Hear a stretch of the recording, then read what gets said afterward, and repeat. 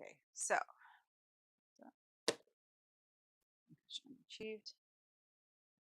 There we are. All right. Hello, I'm Lisa.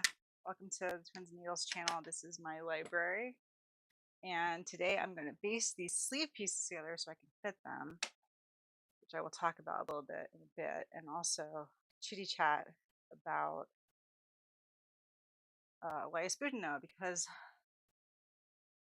I have spent way too much time in the last probably 6 months thinking about him and writing about him and finding sources and reviewing sources and rethinking sources.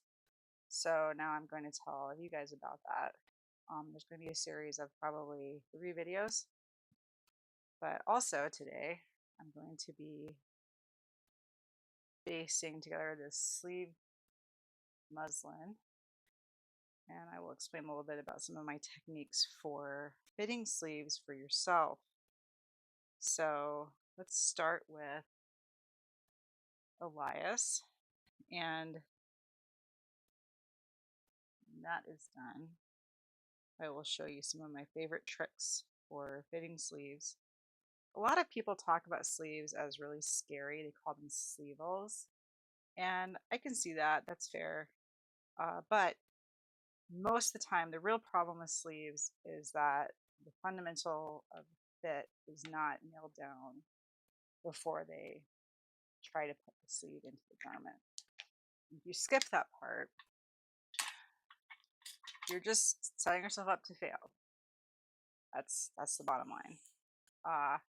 Using basting thread, cotton basting thread, because this is never going to go on a person. I'm going to fit it onto my custom arm form that I made, and I'll explain why that is so helpful, but I will also link some resources below. We did arm forms as a live class a few years ago with Kenneth King. It was really fun. He has a couple of articles out there that will walk you through how to do this. I heartily recommend, even if you don't have a custom dress form, if you don't have any dress form, having an arm double is amazing, especially if you are fitting for yourself alone. Or even if you're fitting with help, being able to check the muslin the way I'm going to do now on a form, especially when you're kind of designing, is so helpful, which is ironic because I do not like draping in general. I strongly prefer drafting like this. But this is also a really nice way to learn drafting or to work on drafting and be able to check it very quickly whether you did it right and to correct your technique on a relatively small piece. So I heartily recommend that you consider building your own arm form, I guess that is. I sped this up because honestly, this is a long lecture about something that I'm doing separate videos about, and I don't think it's very interesting. I'm just literally hand basting along this single seam of this sleeve lining. So I guess enjoy.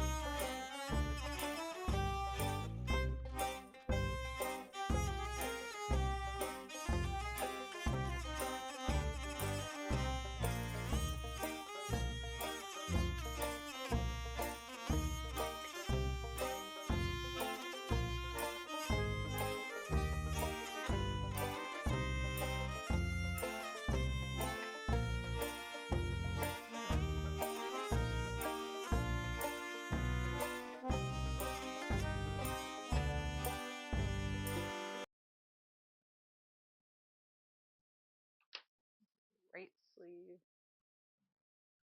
Yep, that did it right. Right arm. The big thing, aside from putting it on there in the correct orientation, is remembering that you need more sleeve than arm. So there should be an overlap here.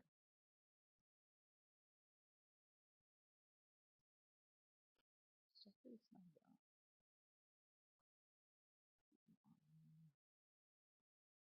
The other nice thing about fitting onto an arm form is that you can pin right into it. It's not going to clean. I hurt it because I can't. Let's see, elbow, elbow.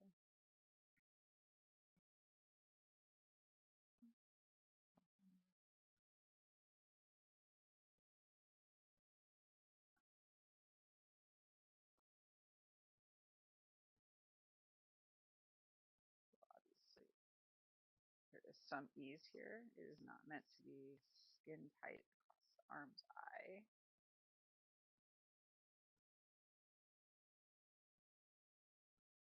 Literally just checking.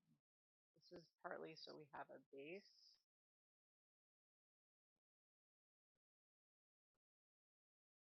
on which to pin down and mark the next piece. So there is our right.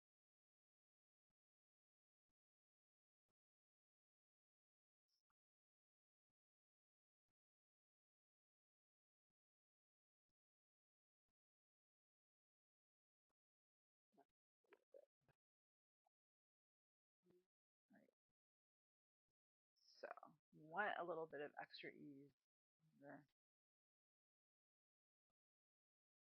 I'll do a close-up.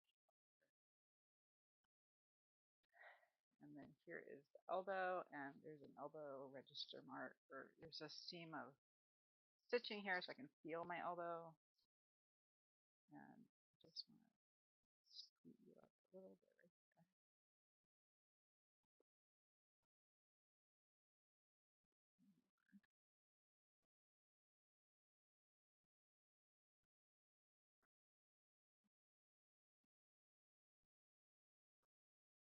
I feel like that's wrong. Let's see.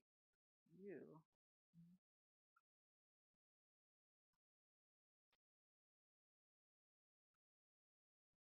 That's right. Okay.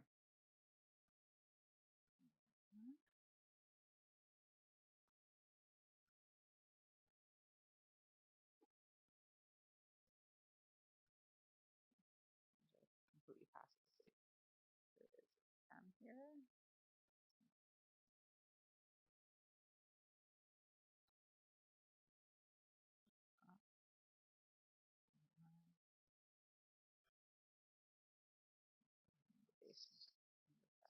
There we are. So closer. Show you guys. So again, this is not meant to be utterly skin tight, although it will be tighter at the arm's eye. Much light. This is about balance. There we are. So here's your shoulder. Here's your underarm. You've got a little extra fabric right there because we'll ease it in. Here's your fabric piece. Not completely skin tight to the arm, but it's pretty close. Here is your little pleating in the back of the arm. Nice grain line going straight down the arm. And then your little pleatlet right in the arm, in the elbow, so that you can bend your arm and also fashion. Here for the main event, which is the muslin for the oversleeve, for the outside part of the sleeve. It's a two-part sleeve, fitted lining, oversleeve. Just make sure I don't do this inside out. This is the front. This is the front. This is the front. Yeah, okay. We're gonna put the seam on the inside. I'm gonna chitter chatter while I sew. Although I'll almost certainly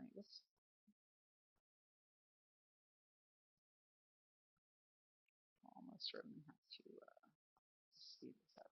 It's not very interesting. Oh, interesting. Why are you not matching? Okay.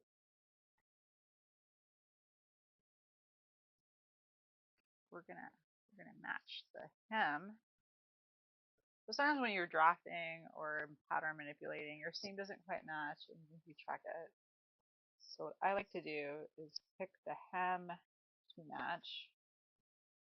I know that's cut on grain. And then I kind of push the excess up into the arm's eye, because then I can fix that in the final draft. Don't kind of let both of them squidge, and if you know it's a seam that is not supposed to ease, do not ease it. You want to have extra fabric sticking up the top rather than not enough fabric. Rather than extra fabric sticking out the bottom, because that distorts your grain line and it distorts your ability to actually check your work. And I am slightly waxing this. I don't often, but this is an extremely tightly woven literal sheeting. And if I don't wax it, it will get what we know in the business as gnarly. It will get gnarly. So, yes, I do stick my threads in my mouth. I do not, as a rule, put. Oh, hold on. Stop talking.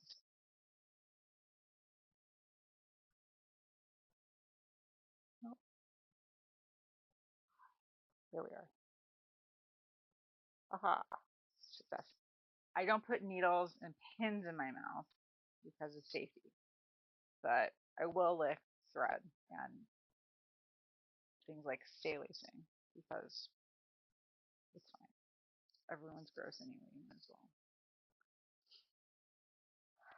So I usually don't use sheets for muslins, but in this case, we recently had a greatly beloved set of sheets develop a very large, super worn out area because we think the cats like to kind of dig their way under the covers in that specific area.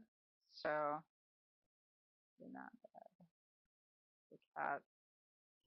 And I've been patching sheets for a while from especially matcha damage, but this is I think Countess. Countess damage tends to have wider range to it. So I could have patched these, but these sheets had done their service. And I thought to myself, well, might as well rip them up for muslins. And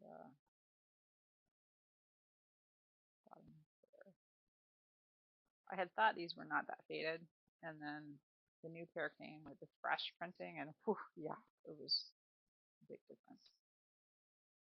So,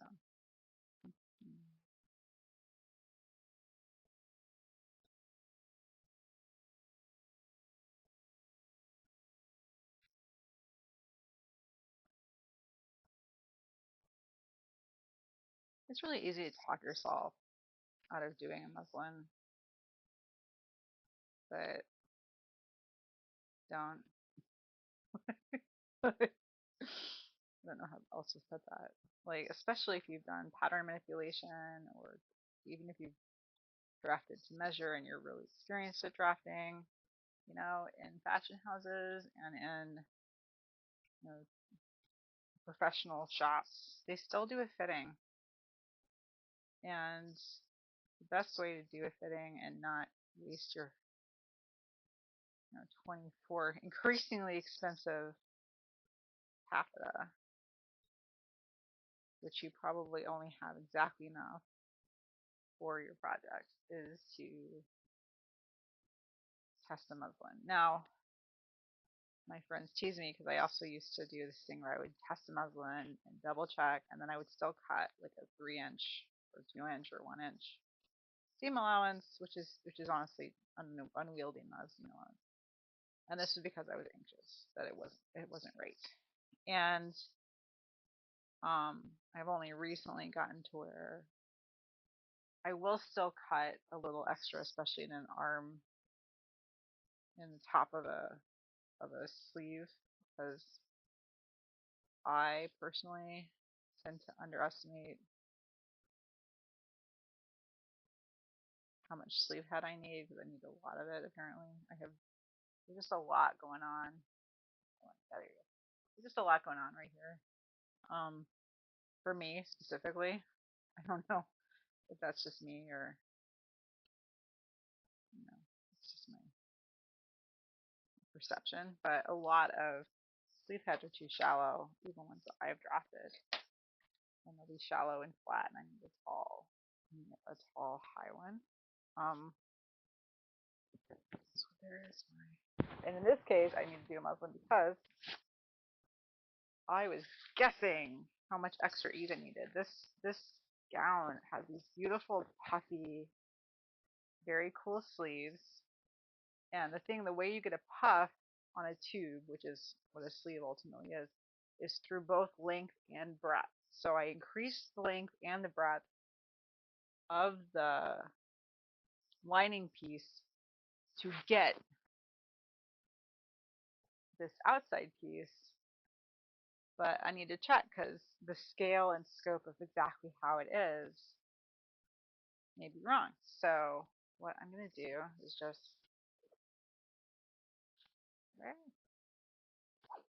going to match my hems. Those are meant to be the same. Match my hem. And match together a couple of places. And loose, not into the form.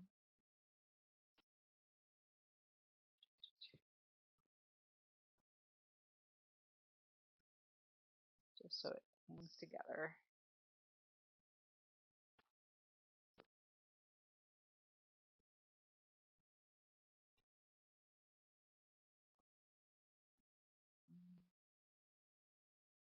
It's not a couple of places. Oh, I forgot it.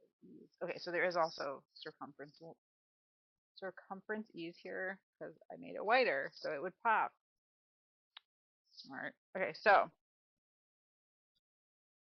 taking my seam, matching the seam and the hem is one important place to do that. There we go. Matching the seam and the hem. Now I'm going to take, I know there's extra ease deliberately around the circumference.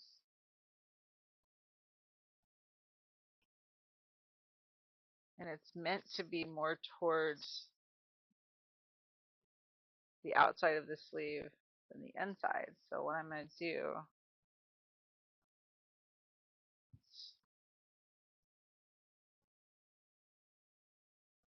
is take like a hand's, like three fingers width, very scientific, make that tight, make that ease to ease.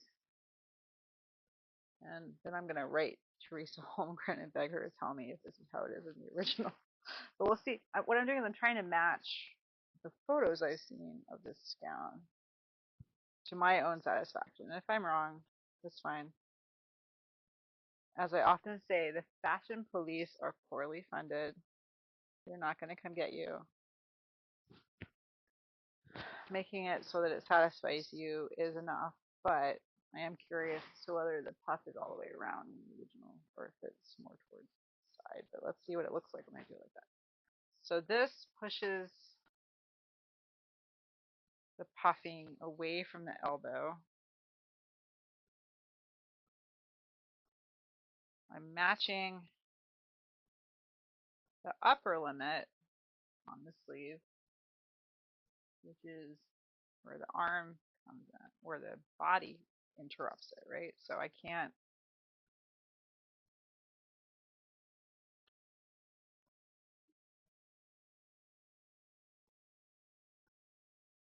Your sleeve pattern can go past this eye because that's where your body is, right? So there's a body in the way, so you can't go further than there, right? I've got my highest point, and that's going to go right here. And the original, there are some really big deep pleats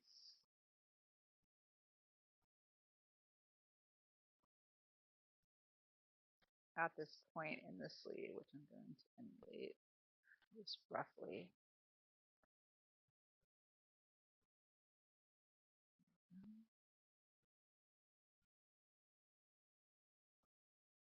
And then to the back, there's even more pleating, which again is pretty normal. And part of that is because it helps you move your arm.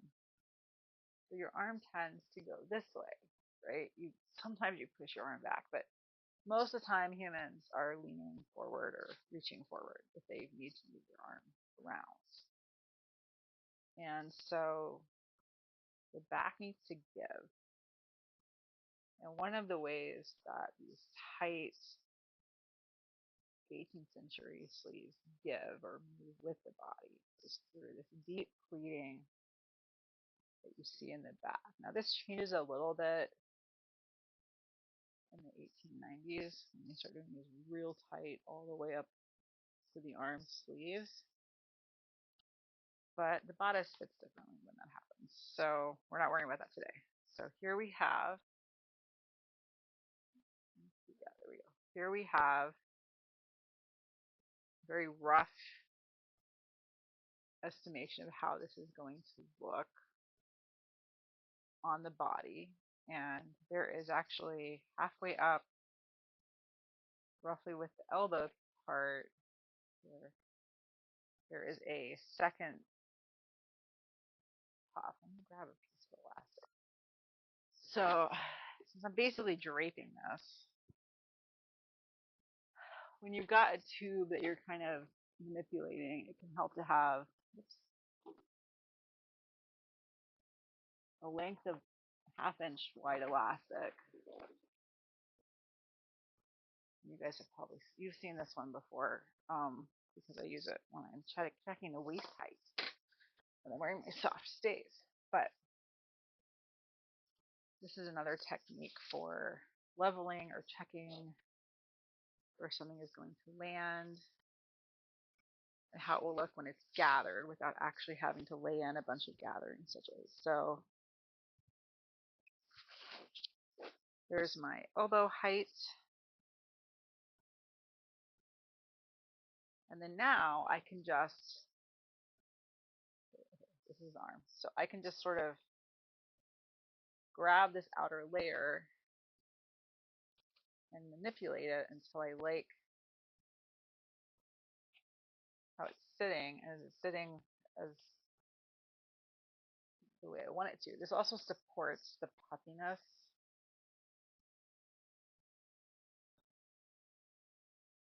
of the sleeve. If you don't have this lining in here, there is something I've seen a lot, or I used to do a lot with Ren Fair outfits, is where you end up tying a ribbon around your arm and kind of pushing your sleeve up into it so that you get a nice puff. But honestly, that is a pain in the butt and it doesn't last, and you have to fiddle with it all day. So the lining gives us the advantage of not being tormented. You just grab it and go. Whoops.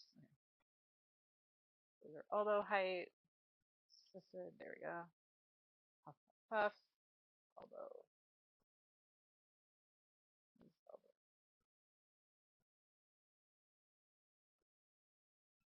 Where are you, elbow? Gotta be here. Okay. Heel. Aha! There you are. I'll put a pen right here so I remember where the elbow is. This is my elbow height. And so here is my side view. And you kind of have to, this is a crisp, I picked this for the muslin because it's such a crisp, tightly woven cotton that it moves a lot like the silk I'm using, rather than using, half a yard of silk to figure this out. And also because of the print, I can see where my grain is, which is nice. Now, so I need a little more.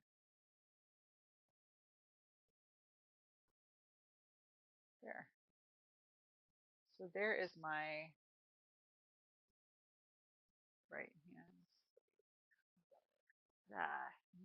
Okay, there you are. The books help. So there is my sleeve, my right arm sleeve.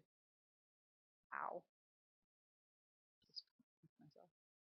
And that's a nice amount of puff. I could go more dramatic, but I feel like that proportionality. Let's actually hold it up to my body here. Let's pretend. Whoops, that doesn't work. Come here. Whoops. Okay. Camera work, All right, so